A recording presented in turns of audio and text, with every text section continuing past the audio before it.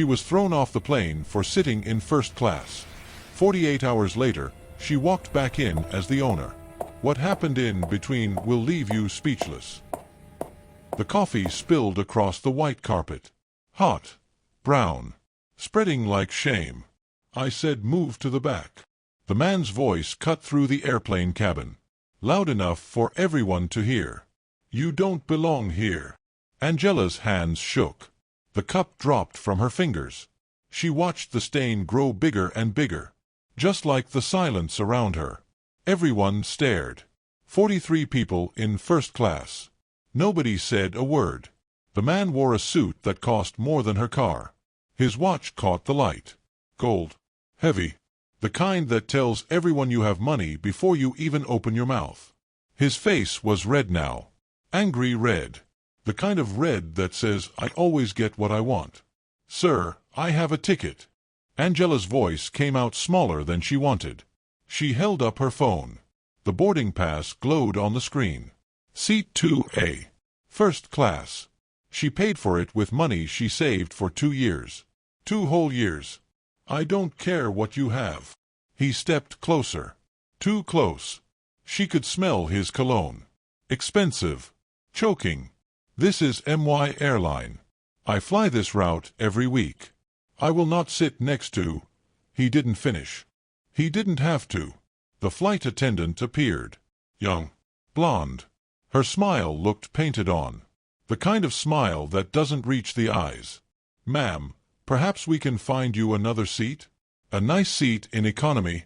We can refund the difference." Her voice dripped with fake sweetness, like honey covering poison. "I paid for this seat." Angela's throat felt tight. Her eyes burned. "Don't cry. Don't you dare cry in front of them. Ma'am, we're asking nicely."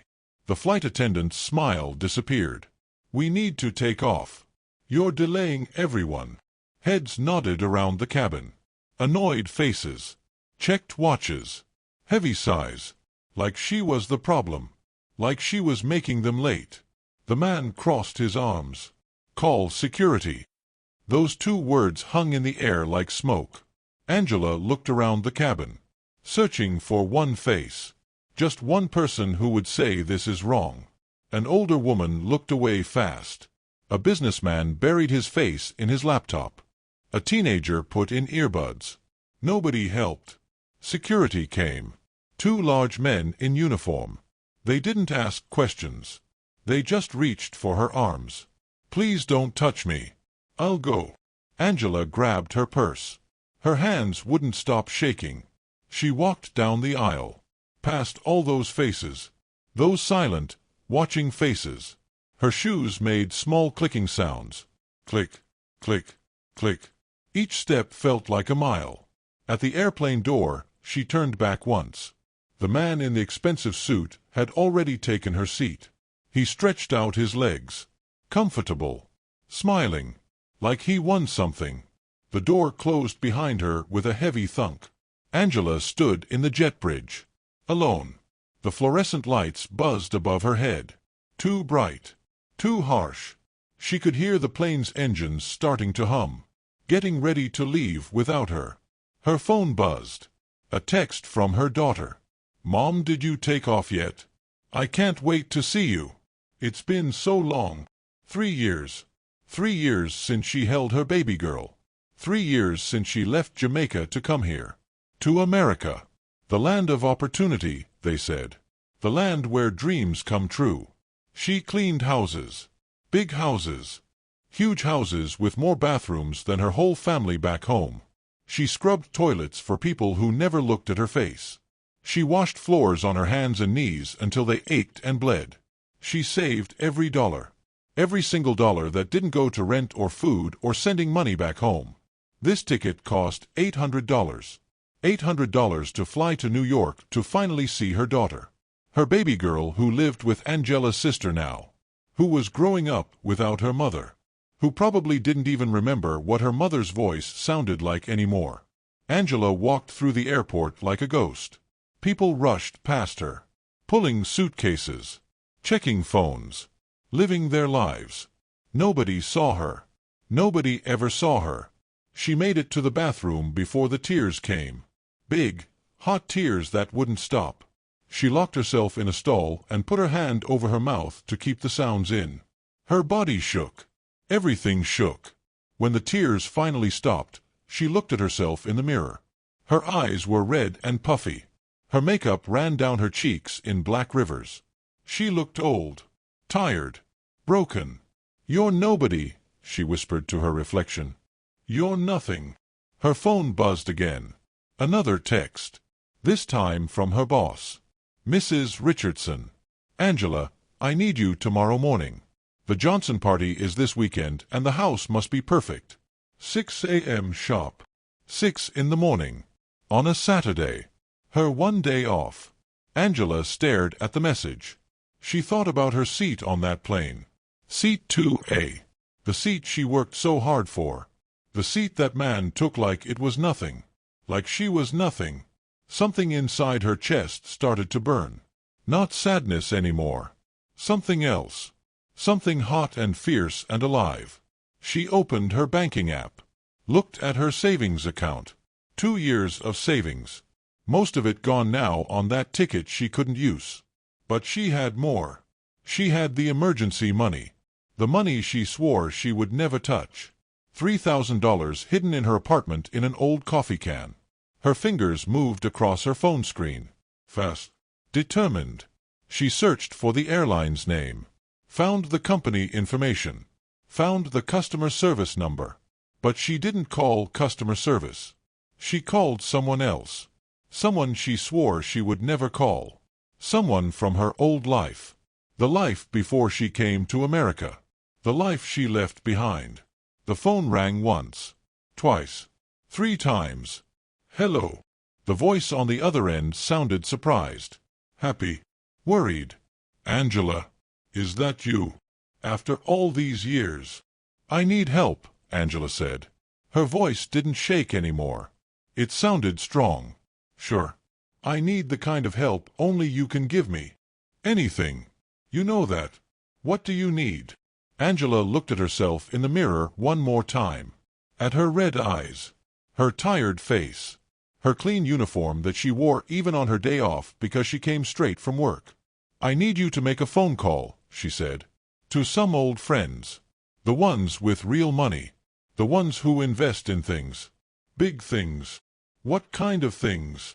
"Airlines," Angela said. "I need to know everything about Crystal Sky Airlines. Who owns it? How much it's worth. And I need to know if it's for sale." If this story is touching your heart, please hit that subscribe button and give this video a like. Your support helps these powerful stories reach people who need to hear them. Let's grow this community together. The phone call lasted 15 minutes. When Angela hung up, her hands weren't shaking anymore. She walked back through the airport. Different now. Her back straight. Her head up. She stopped at a store and bought makeup remover. Fixed her face in the airport bathroom. Put on fresh lipstick. Red. Bold. The color of fire. Then she bought a new ticket. Not economy this time. First class. The next flight to New York. It left in 4 hours. She sat in the airport cafe and waited. Her phone kept buzzing. Messages coming in. Numbers. Facts. Information. Crystal Sky Airlines. Started 5 years ago by Richard Pemberton. The man from the plane. The man who took her seat. He owned 60% of the company. His business partner owned the rest. They were losing money. Bad. The airline was drowning in debt. Bleeding cash every single day. They needed $20 million by the end of the month or the whole thing would collapse. Angela read the messages 3 times. Then she made another call. "It's me again," she said. "I need $20 million. Can you get it?" Silence on the other end. Long silence. "Angela, that's a lot of money. Even for us." "Why?" "Because I'm going to buy that airline. And I'm going to do it this week." More silence. Then a laugh. Not mean. Surprised. Proud. "You know what? I always knew you were special. Even back then. Even when you were just a little girl in Kingston. Your father would be so proud. Angela's throat got tight again. But not from sadness this time. Can you get the money or not? I can get it. But Angela, you need to know something. Once you do this, you can't go back. People will know who you are. Who you really are. Your quiet life here. It's over. Angela thought about her daughter. About missing 3 years of her life. About scrubbing toilets for people who didn't see her as human. About that man's face when he told her to move to the back. I don't want quiet anymore, she said. I want justice. Can you get the money? I'll have it by tomorrow morning. But you need to come home first.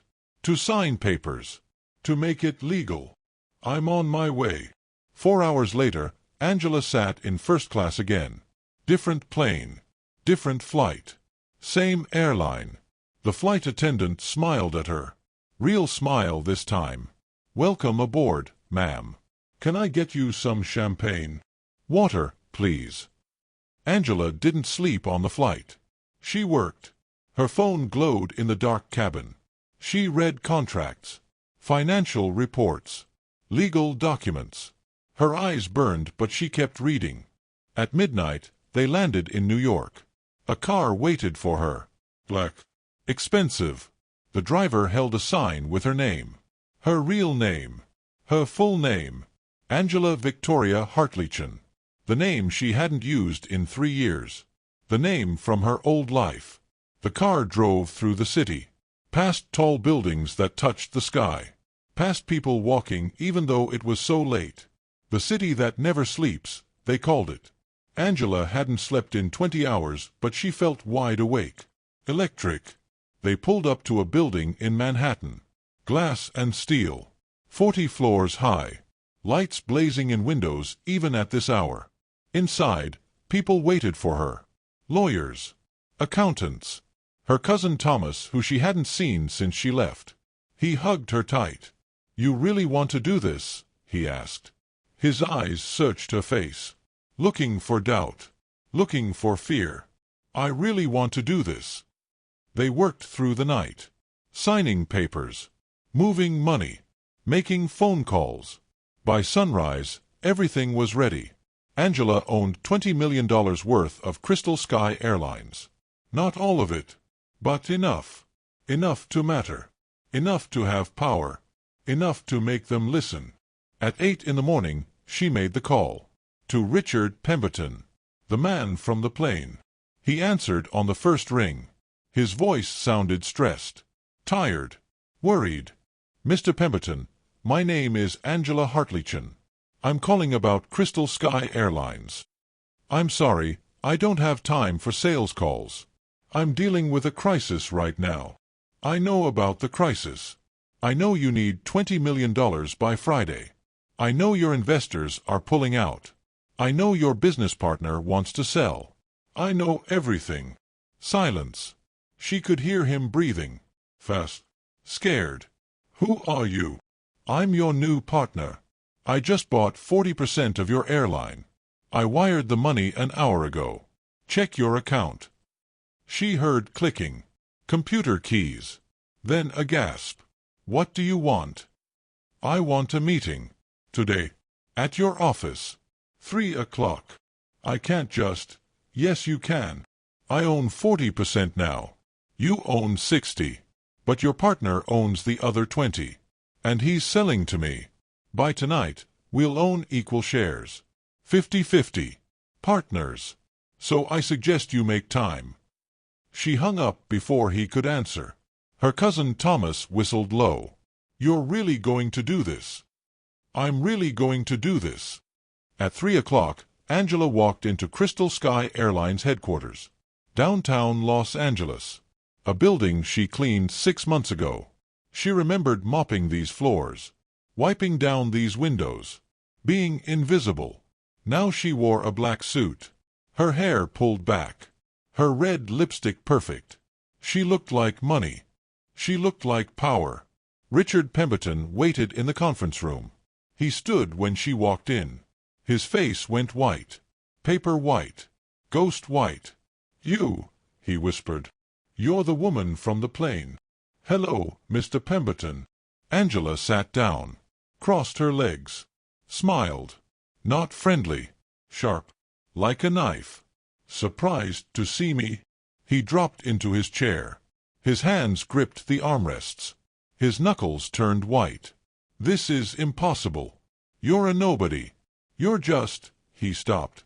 The words died in his throat. Just what? Angela leaned forward. Her voice soft. Dangerous. Say it. Finish your sentence. I'm just what, Mr. Pemberton? He couldn't look at her. His eyes darted around the room, looking for escape, looking for help. Let me tell you a story, Angela said. Once there was a little girl in Jamaica, Kingston. Her father owned businesses. Import, export, shipping. Very successful. Very rich. When she was 16, everything fell apart. Her father died. Bad people took everything. She had to leave. Start over. Come to America with nothing. She stood up, walked to the window, looked out at the city below. She worked hard, cleaning houses, saving money, staying quiet, staying hidden. She thought if she worked hard enough, she could bring her daughter here, give her a better life. She believed in the American dream. Angela turned back to face him, her eyes cold, hard. Then one day, a man on an airplane reminded her of something. Reminded her that no matter how hard she worked, some people would always see her as less than human. Would always think they could treat her like garbage. Richard's face was red now. Shame red. Fear red. That man made her remember who she really was. Made her remember that she came from power. That she knew people. Rich people. People who owed her family favors. People who could move $20 million with one phone call. She walked to the conference table, put both hands on it, leaned close to him. So thank you, Mr. Pemberton. Thank you for reminding me that I don't have to be small. That I don't have to be invisible. That I have power too. What do you want? His voice cracked, broken. I want you to understand something. I now own 50% of this airline. You can't make any decisions without me. You can't fire anyone without me. You can't choose who sits where without me. She pulled out a folder, dropped it on the table in front of him. These are new company policies. Every employee gets sensitivity training. Real training. Not the fake stuff. Any discrimination complaint gets investigated immediately. By an outside company. Not by your friends.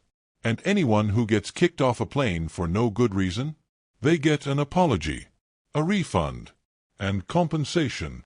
Richard stared at the folder like it might bite him. You're destroying my airline. No. Angela's voice turned to steel. I'm saving it. Your airline was dying. I just gave it $20 million. I saved your dream. Now you're going to help me fix it. She walked to the door, stopped, looked back at him. Oh, and one more thing. The flight attendant who helped you kick me off? The one with the fake smile? She's fired. Not because I'm mean. Because I pulled the records. She's done this before. 3 other times. 3 other people who looked like me. All removed from first class. All for no reason. You can't just... Yes, I can. Check the contract. 50-50 partners means I have just as much power as you. Angela opened the door. Then she turned back one last time. My daughter is coming to live with me next month. After 3 years apart. 3 years of missing her life. Missing her growing up. All because I thought I had to stay small. Stay quiet. Stay invisible. Her voice got softer. Sadder. Real. I'm not invisible anymore, Mr. Pemberton. And neither is anyone else who looks like me. Remember that next time you think about who deserves to sit in first class. She walked out. Her heels clicked on the marble floor. Click, click, click. The sound of power. The sound of justice. The sound of someone who finally remembered who she was. Behind her, Richard Pemberton sat alone in the conference room. His airline saved. His pride destroyed. His world completely changed. In the lobby, Angela stopped, pulled out her phone, texted her daughter. "Baby girl, Mama's coming home. For real this time. And this time, I'm never leaving again." 3 dots appeared. Her daughter typing. Then a response. "I love you, Mama. I never stopped believing in you." Angela smiled. Real smile this time. The kind that reaches your eyes. The kind that fills up your whole chest with warmth. She walked out into the California sunshine. It felt different now. Brighter. Warmer. Like the whole world had shifted. A woman cleaning the windows outside stopped. Stared at her. Recognition in her eyes. Not because she knew Angela's name, but because she knew that walk. That look. The look of someone who fought back. Who won? Angela nodded at her. The woman nodded back. Sometimes winning isn't about being rich. Sometimes it's about refusing to be small. Refusing to be invisible. Refusing to accept that some people matter more than others. Angela got in her car. She had a lot of work to do. An airline to fix. Policies to change. People to help. A daughter to hug after 3 long years. But right now, in this moment, she just sat in her car and breathed. Deep breaths. Free breaths. She was done being nobody. She was done being nothing. She was finally, completely, powerfully herself. Thank you so much for watching until the end. If this story moved you, please subscribe to the channel and let me know in the comments where you're watching from. Your engagement means the world and helps these stories inspire others around the globe. See you in the next one.